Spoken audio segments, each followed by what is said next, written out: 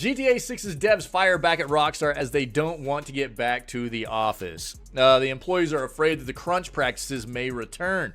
Yeah, you know what's funny, dude, is the first person to tell me that this was happening at Rockstar was Soup. Probably about 5 days ago? 5 or 6 days ago. And Soup right away was going, "It's crunch time." Yeah, dude. I mean, I think this is the thing. When we originally, I'll read this article, but when we originally came across Soup's notifying us that this was happening for Rockstar, my sentiments are as follows. I during the height of the pandemic was managing an IT section of like, you know, close to 20 people. And I had to figure out a way to manage that section the best I could with providing as much remote work as possible.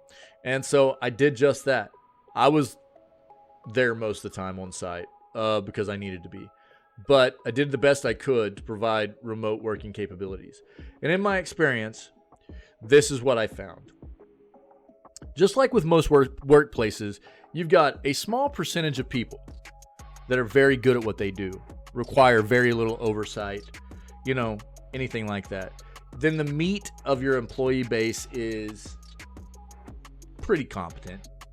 They don't need a lot of micromanaging or anything, but they do need you around most of the time, right?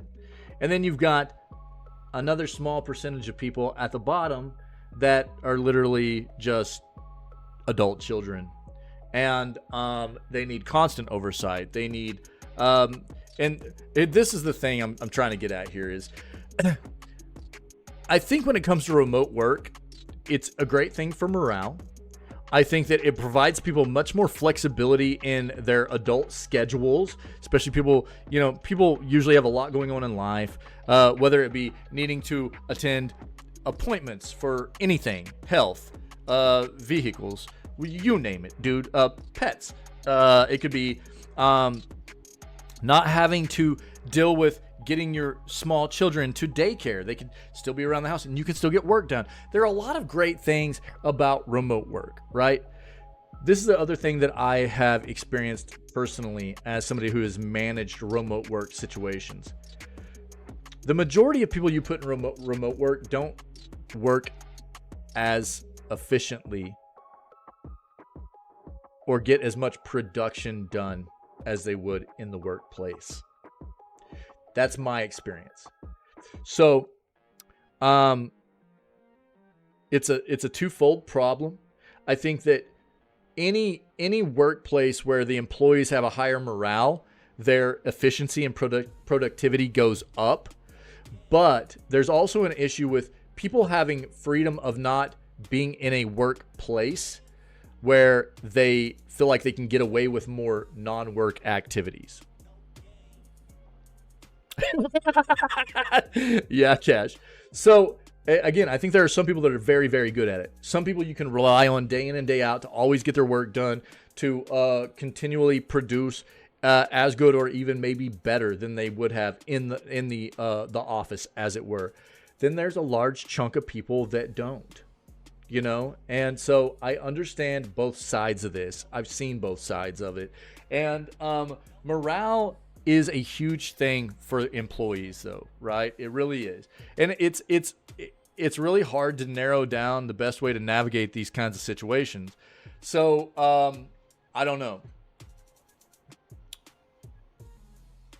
I agree with you, but at the same time, I mean, and I think that, you know, with the pandemic brought about this entire premise of we can actually get work done in many circumstances, in many industries, in a remote work fashion, where maybe we had just gotten accustomed to the fact that we'd never tried it. We'd always done things in the office, you know? And so I think that what has to change is figuring out ways to be better about setting goals, performance appraisals, things like that, based on the premise of remote work. rather than what was always done in the office. And if people aren't meeting those expectations, they're gone, right? So that's one of the things that I think has to be done to ensure that people are still getting their work done. But I agree. The flexibility of it all is fantastic. And that's the thing that should be there is, you know, it's not like because you're remote working, you still have to get all the work done. And every situation is going to be different, right? I mean, it depends on what kind of projects you're working on, what kind of industry you're in, what kind of team-based, you know, situation you're kind of dynamically incorporating into this. But the collaborativeness of things, communication's key, you know, but the more flexibility you can give people, the better. And as long as they are taking care of their objectives, hitting their metrics, then things are good, right? And the people that don't need to be done away with. That's it. Yo, what's up, Sauce? Get in here. So I think that, you know, it's, and again, I've dealt with it and from a managerial standpoint. I've managed a section of doing this kind of stuff.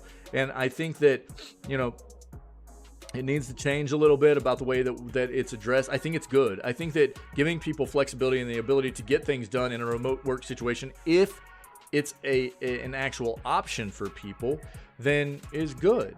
As long as they prove that they're taking care of business, you know? They're taking care of their objectives. They're hitting their metrics. They're making their numbers. They're doing everything they're supposed to be doing and doing everything or even more than they would have maybe been getting done in the office. Good. If not, get their asses back into the office or let them go. I think that's what it's about. Welcome in, my friend. Happy flipping Monday. But let's talk about this now that I've gotten my sentiments out there about, and there's always going to be, you know, we know GTA 6 is close.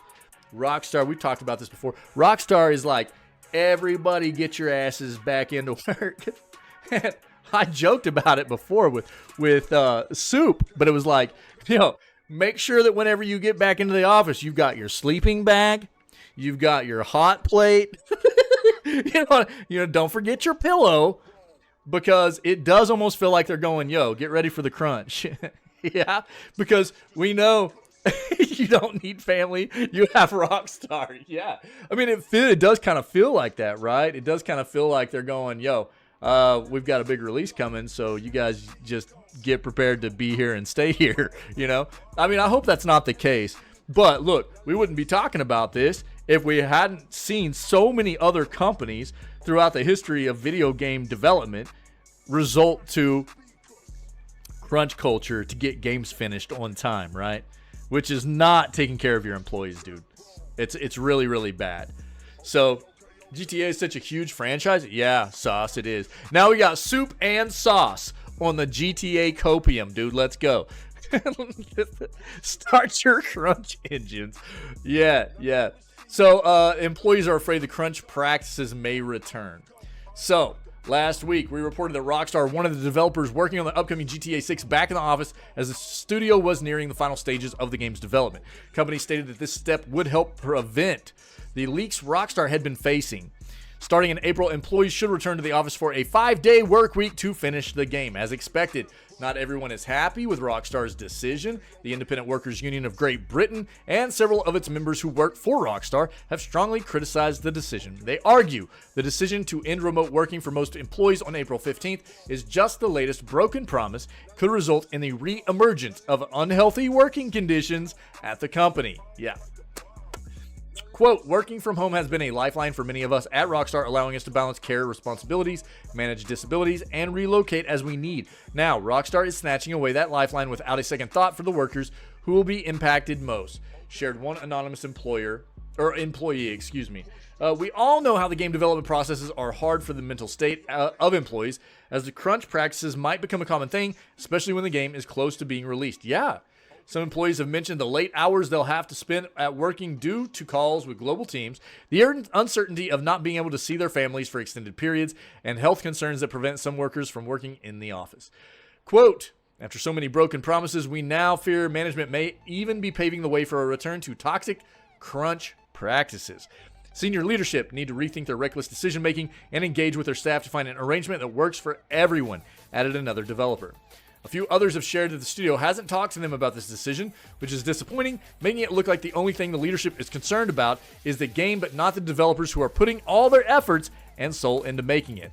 Wow. Wow. Well, that would be a first, wouldn't it? I'm being sarcastic.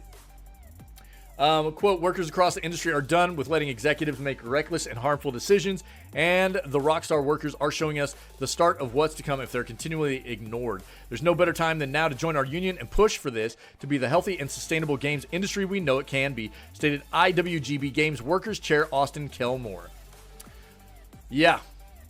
Yeah, I mean, I think from the get-go of us finding, and shout out to Soup again for the initial article that was released and we touched on roughly 5 or 6 days ago about this. I mean, we joked about it, but it's because the potential for this to turn into what everybody's afraid of here is I mean, it's there, right? We know that. We know that. What are you guys saying? All 5,000 of you. Gaming companies in crunch. Name a more iconic dudes for reals. Yeah. Seriously. Yep.